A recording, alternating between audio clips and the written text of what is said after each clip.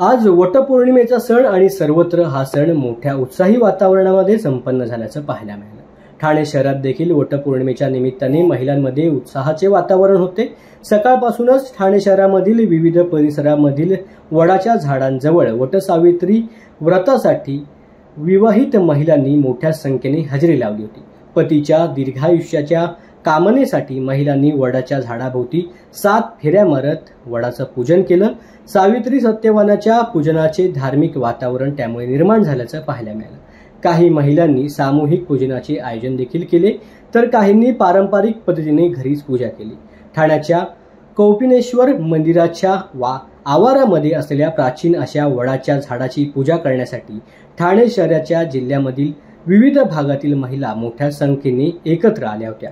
कोपरी, Naupada, Wagle estate, Lokmanya Nagar आणि शहरामधील भागातील महिलांनी या ठिकाणी येऊन पूजन केल्याचं देखील पाहायला मिळालं।